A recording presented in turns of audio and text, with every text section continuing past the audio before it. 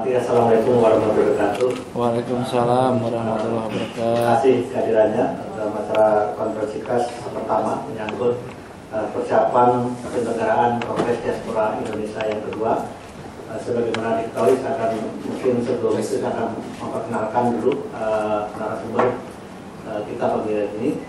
Sebelah kanan saya tentunya tidak asing lagi Pak Dino Patijalal, Duta Besar RI di Washington. Beliau adalah penggagas CID yang pertama, ya, Conference of Indonesian Diaspora yang pertama di Los Angeles tanggal 6 sampai 8 Juli tahun tidak salah tahun lalu. Dan dari kongres pertama itulah bergulir kongres kedua yang memang sengaja dijadwalkan pada bulan Agustus tahun ini, adalah bulan yang sangat baik. Pertama, peringatan HUT RI yang ke-68, dan kedua masih dalam suasana lebaran. Nah, ibunya kan kawan-kawan banyak yang pulang kampung, sehingga temanya pun diaspora pulang kampung. Sebelah kiri saya Ibu Vivi Manan. Beliau adalah founding member dari IDN, Indonesia Diaspora Network, yang didirikan di Amerika, dan beliau juga Vice President Indonesia Diaspora Business Council. Jadi ini satu arm bagian bisnisnya. Beliau ini salah satu pengusaha kita yang sukses memasukkan furniture dan bisa untuk kebutuhan perkantoran di kantor-kantor pemerintah di Amerika Serikat. Jadi beliau berhadir bersama kita. Sebenarnya ada satu lagi narasumber masih di KPU. Beliau adalah Pak Muhammad Al-Arif, bekerja di World Bank. Beliau Presiden Indonesia Diaspora Network Amerika Serikat. Sebelum saya berikan floor kepada Pak Dino dan Bu Vivi, saya ingin wrap up saja secara umum menyangkut persiapan Kongres yang kedua. Bagaimana diketahui, Kongres akan diselenggarakan pada tanggal 18 sampai 20 Agustus yang resminya, tapi sebelum itu juga sudah ada beberapa kegiatan outreach. Yang pertama hari ini adalah penanaman pohon di Bantar Kali Timur IKT. Kemudian terima kasih. Assalamualaikum warahmatullahi wabarakatuh. Waalaikumsalam. Saya mengucapkan juga atas nama keluarga dan KBRI Washington dan Diaspora Indonesia di Amerika Serikat, selamat Lebaran dan maaf lahir batin. Terima kasih Pak Wahid dan Pak Wahid semenjak menjabat sebagai Ketua DES Diaspora Indonesia telah banyak sekali melakukan pembinaan terhadap proses diaspora ini, dan juga beliau memainkan peran penting dalam pelaksanaan Kongres Diaspora kedua di Jakarta ini. So thank you Pak Wahid. Beberapa poin. Pertama, menurut saya ini suatu pertemuan yang historis. Kalau di LA kemarin Kongres Diaspora itu historis karena untuk pertama kalinya orang-orang Indonesia yang ada di luar negeri, baik yang WNI maupun sudah warga negara asing, berkumpul di suatu tempat di LA. Ya. Dan untuk pertama kalinya mereka mengambil suatu identitas, suatu semangat sebagai diaspora Indonesia. Sebelumnya nggak ada tuh istilah diaspora Indonesia, itu nggak ada. Ya. Semangat istilahnya nggak ada, apalagi semangat atau identitasnya. Jadi di LA mereka bergabung, berkumpul, mereka bilang kami diaspora Indonesia, ada deklarasinya. Ya. Jadi semacam sumpah pemudanya gitu.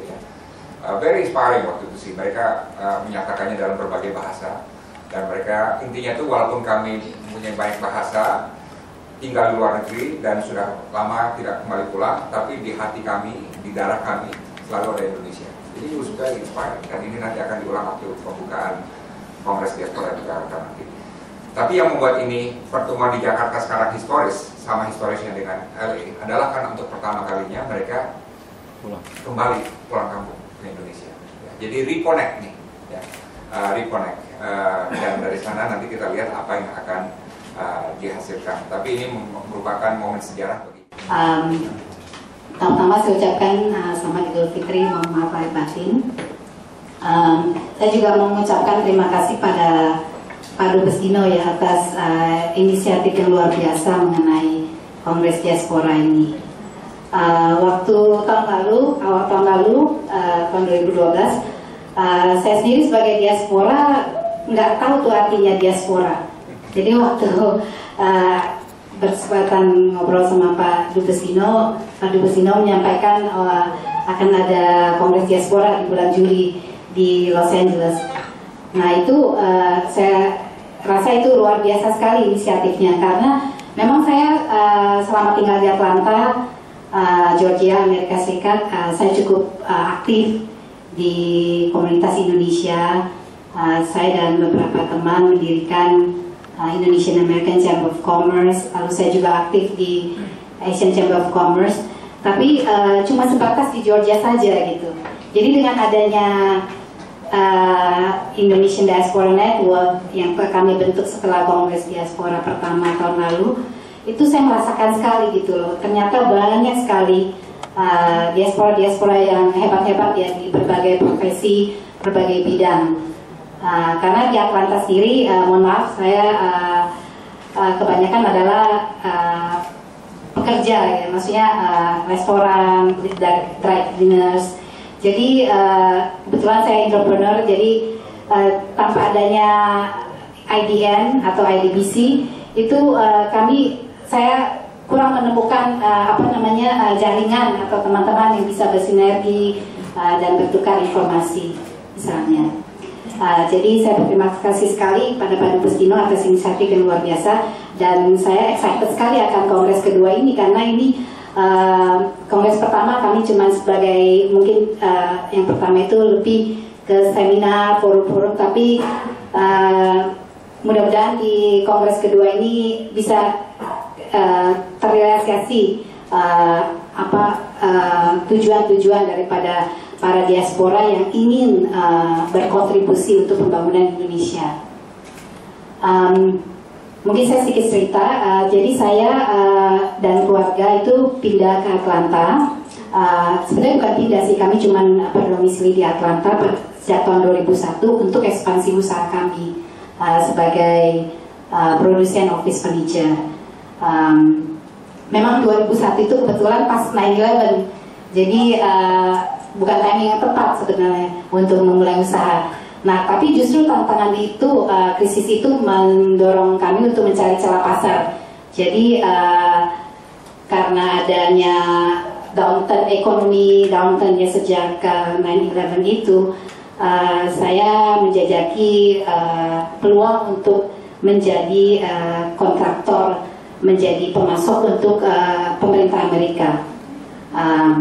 Dan dengan saya bersimpan lama itu ketika saya tahu ada diaspora sebenarnya, karena tepat sebelum seminggu kira-kira sebelum Pak Dino atau Pak Dino yang bilang ada kongres diaspora atau rencana kongres diaspora, mantan Menteri Luar Negeri Amerika Serikat Hillary Clinton bilang diaspora Indonesia tidak ada. Saya ingat sekali karena saya bikin beritanya. Nah, seminggu kemudian Bapak bilang bakal bikin kongres diaspora Indonesia. Kemudian pertanyaan saya, apakah itu terpicu oleh ungkapan Ibu Clinton ketika mengatakan diaspora Indonesia tidak ada? Itu satu pertanyaan saya. Terus yang kedua, Bapak bilang tadi pemerintah menganggap diaspora ini sebagai penting sekarang. Nah, pertanyaan saya, seberapa penting? Karena di negara-negara lain sedemikian pentingnya. Clinton ya, malah mungkin saya belum dengar atau belum baca statementnya Hillary Clinton. Latar belakangnya simple. Jadi begini, saya jadi dubes, kemudian saya keliling Amerika ke berbagai kota di Amerika Serikat. Saya ketemu dengan Ibu Vivi di Atlanta yang dikenalin dengan segala macam politisi segala macam, ya diatur ketemu dengan Chamber Commerce dan segala macam. Kemudian saya ke Houston. Ada satu hal yang saya katakan, banyak komunitas Indonesia di Amerika Serikat, tapi mereka nggak saling kenal. Jadi yang di Atlanta nggak kenal dengan yang di New York, yang di New York nggak kenal dengan San Francisco, nggak kenal di Houston, dan secara global juga begitu. Ya kan, yang di Houston nggak kenal dengan yang di Tokyo, yang di Tokyo nggak kenal dengan